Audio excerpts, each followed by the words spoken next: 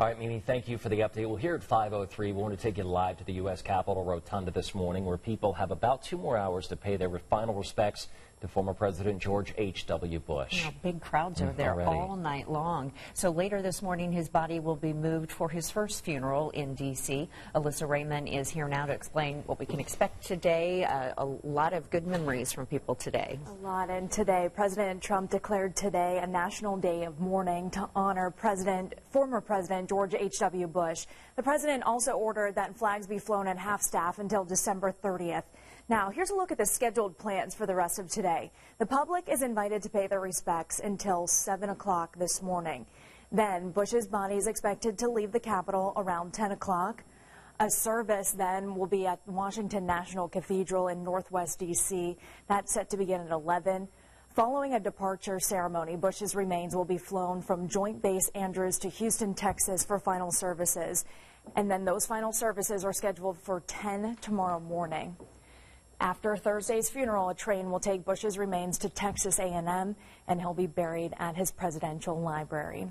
So instead of flowers, the Bush family has asked for donations to be made to the George Bush Memorial Fund, and they'll also be asking people to dedicate a day of service in Bush's honor. So coming up at 6 o'clock, we'll take another look at some of the prominent people who have already paid their respects, plus who's expected to attend services, the hymns that they've picked out, and the eulogy that's being prepared today. As we noted earlier this week, hundreds of pages of lists going into this funeral the next couple of days. Hundreds, yes. yes. Thank you.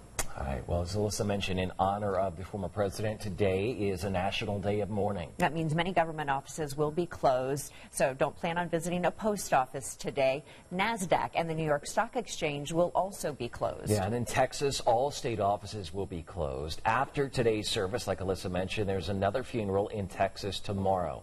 This special train is being prepared for the former president's final journey from the Houston area to College Station. People are planning to line the route. We're going to take the day off and come down here and pay honor to President Bush.